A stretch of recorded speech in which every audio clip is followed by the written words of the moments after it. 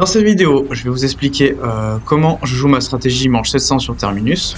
Donc quand la manche commence, je spam le cancel reload de la power weapon afin de faire dropper les 4 bonus de la manche pour récupérer la bombe et la mort instant avant d'attaquer le massacreur. Car c'est bien plus utile de les avoir comme ceci pour en profiter. Je rappelle qu'il y a 4 augmentations à jouer sur l'arme, le rayon UV pour profiter de cette stratégie du cancel reload, dont 2 qui sont obligatoires. Les 2 obligatoires sont Fine Bouche sur votre tour et Daikiri sur Encore Mort, qui en gros permettent, quand on tient la grenade, de recharger le chargeur, tout simplement, de remettre des balles. Donc ces 2 là sont obligatoires. C'est pour ça que quand vous voyez maintenir la grenade, ça me remet quelques balles, et du coup on peut abuser du cancel reload. Il y a 2 autres augmentations qui sont intéressantes pour faire cette stratégie. Donc il y a Perception, il y a œil critique, en gros on a un petit peu plus de chances de faire des critiques si on donne des coups dans le corps. Donc c'est pas game changer, mais ça reste bien. Et après, il y a rechargement fantôme sur Spicola qui est très bien. Moi je ne joue pas avec, mais je vais vous expliquer ce que ça fait. En gros, dans votre chargeur, les balles elles se régènent au fil du temps, donc ça peut être très bien pour cette stratégie. La raison pour laquelle je ne la joue pas, c'est que je préfère jouer surchargé, qui me permet sur Spicola de recharger plus vite ma couverture des terres. C'est pour cela. Voilà. C'est un choix. C'est comme ça. Et là ça a pris un peu de temps pour faire le cancel reload de la power weapon pour dropper les 4 bonus, car je n'active pas la seringue d'injection de mutant tant que je n'ai pas les 4 bonus, sauf si je fais un misclick bien sûr.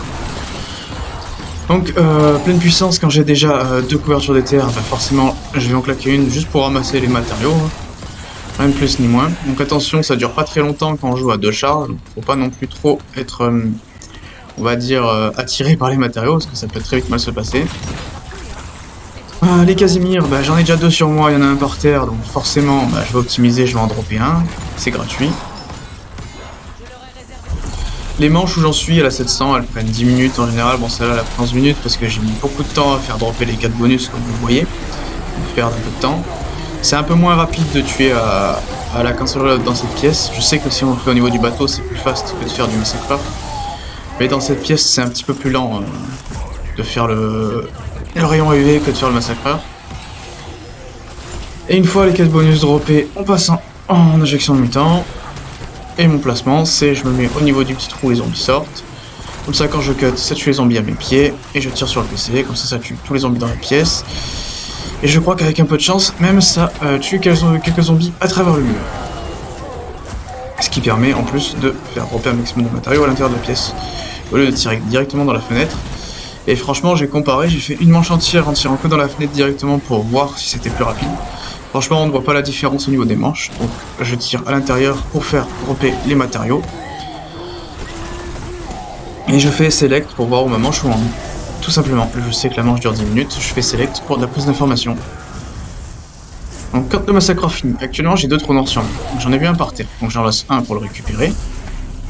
Pour en profiter, parce que si on fait l'aller-retour au piège et à la table de craft, il y a des moyens qui disparaissent. On met le piège, on va chercher l'injection sur la table de craft, et on fait le chemin retour, et il y a 2 choix. Soit vous faites, comme je viens de faire à l'instant, passer par l'escalier le milliard, soit vous passez sous le piège à tentacules. Bon là les massacreurs ils prenaient un peu toute la couette, hein, donc je suis passé au niveau de l'escalier. Et quand je reviens dans la pièce, je lance mes trous noirs jusqu'à en avoir plus qu'un sur moi. Et après je fais un peu de cancel reload. Quand j'en lance que 1, normalement. Parce qu'en fait quand on en lance que 1, il faut faire 2-3 cancel reload avant de repasser en massacreur pour que le cooldown du piège à tentacules soit fini. J'en profite pour stun un peu les massacreurs. Et là j'avais décidé de faire un peu de cancel reload malgré que mon timing était bon. J'aurais pu faire la seringue tout simplement. Mais j'ai vu qu'il y avait beaucoup de massacreurs à ma gauche au niveau du piège à tentacules. Et du coup j'ai voulu en profiter. M'en débarrasser avec le rayon UV pour optimiser. Et après je repasse en injection de mutant. Et voilà, c'est exactement tout le temps la même strat, hein. Donc la strat linéaire, c'est on met le massacreur quand on ne fait pas les bonus. Une fois le massacreur fini, on active le piège à tentacules, on va chercher sur la table de craft notre injection. On revient, quand on revient c'est soit sous le piège, soit l'escalier. Si c'est vraiment compliqué, couverture des terres. Quand on revient dans la salle, un trou noir. Et après le trou noir, on fait 2-3 cancel reload et on peut repasser à l'injection. Et normalement, le cooldown du piège sera bon quand vous y retournerez, tout simplement. Tout de suite une question de timing. Comme beaucoup de choses. Le timing, des fois on a de la chance, des fois on n'a pas de chance, c'est comme ça. Bon, après au niveau de l'éco-matériaux, actuellement, l'éco-matériaux ça va. J'avais repris la 685 avec 250k et vous voyez j'ai 260, donc l'éco ça va. Bon là je mets un dash à cause de terre parce que j'ai vu une injection de mutant à un endroit que je ne pouvais pas savoir qu'il était, donc forcément ça m'a surpris. Le dash, hein, forcément. Et avant d'activer le prochain massacreur, je passe mes trous noirs afin qu'il m'en reste plus qu'un pour optimiser. En plus les trous noirs ils accélèrent la manche. Quand vous en avez beaucoup, ça va beaucoup plus vite que tout le reste. Que l'arme, que l'injection, c'est plus fast. Après des fois même quand il y a beaucoup de Casimir, faites gaffe que les massacreurs ils vous mettent pas trop l'eau. Là j'ai pas trop attendu pour passer en massacreur, hein, vu que il me restait qu'une plaque et j'avais pris un peu de dégâts. J'ai pas pris trop de risques on va dire. Je peux me permettre, hein, j'ai encore un peu d'avance matériaux, je peux me permettre de pas optimiser l'écho. Sachant que maintenant que ma strat est huilée, bah l'écho ça va, c'est une strat soit qui monte un peu en matériaux, soit qui descend un peu, ça dépend de la RNG. Et maintenant qu'elle est bien huilée, ça va. Bah, sur cette session j'ai fait du plus 10 000 on va dire. J'avais repris à 250 et je finis à 260 à peu près.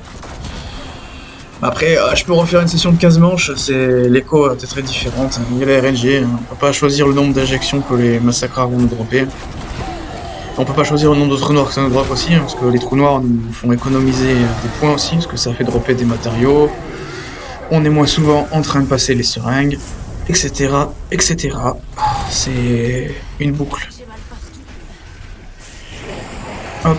Quand je cherche un tableau de craft, si j'ai un petit peu de balle d'avance dans mon arme, je stun ce qui est sur mon chemin, je m'embête pas la vie. Quand il y a moyen, on passe sous le piège. Hop, on revient, je mets le trou noir. Hop, je récupère des matériaux vu que j'ai pas besoin de vider mon arme, elle est déjà presque vide. Je peux stun à travers le mur avec le massacreur. Oui, on peut stun à travers le mur, si vous savez pas.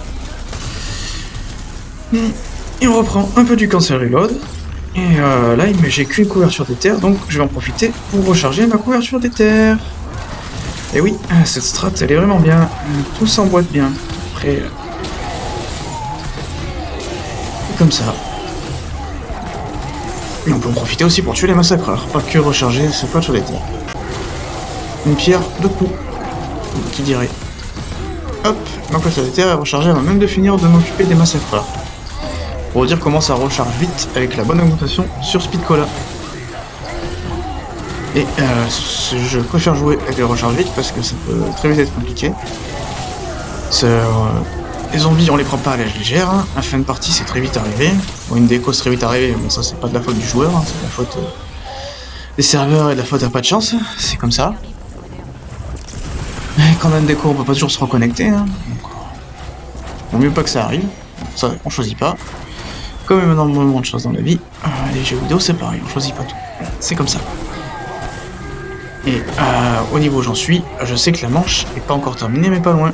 Vu qu'on en a plus de 8 minutes 30, et que les manches c'est environ 10 minutes, celle-là un peu plus, vu qu'au début j'ai dû faire beaucoup de cancel reload pour dropper les bonus, tout simplement. Et mes 3 Gobblegum, bah, pour l'instant je m'en sers pas, parce que c'est des Gobblegum que j'appellerais de secours. Regard vide et accro des atouts c'est pour pallier à une potentielle down, tout simplement. Et temps mort c'est un Gobblegum que je me sers avec des services sur Stadel. Bon là il m'en reste plus que 15, j'en avais 2 quand j'ai lancé Terminus, j'ai déjà passé un.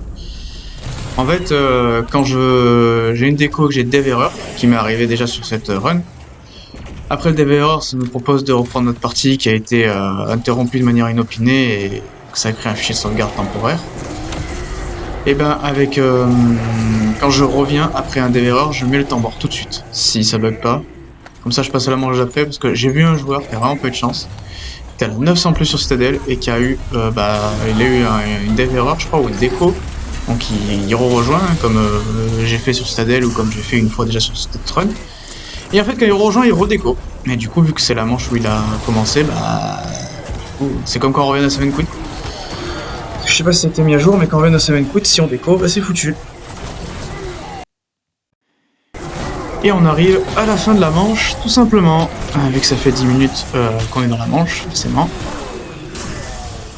C'est parfait, ça me drop une injection de mutant par terre, un petit Casimir.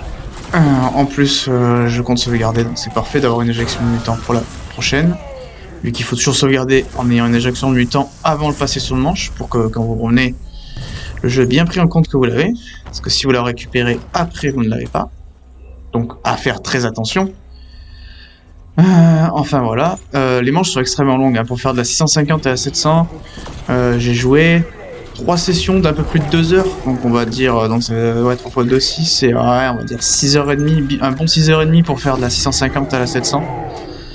C'est quand même colossal, hein. Je suis dans des manches 700 terminus, mais en fait c'est comme si j'étais à la 900 sur Citadel en termes de temps de jeu, c'est un peu insane, bon c'est comme ça. Je vais pas plaindre, ça s'appelle des problèmes de riches, dans les hautes manches. Tant que ça dure, hein, tant qu'il n'y a pas de dev erreur ou de fail, on profite. On profite des problèmes de riches. Et là je me sers du piège à tentacules et je les stun pas parce que ça stun le piège aussi, quand ils sont dans le piège. Hop, récupère des munes. Hop, et je peux sauvegarder et quitter. Et j'espère que la vidéo vous aura plu. Et à une prochaine.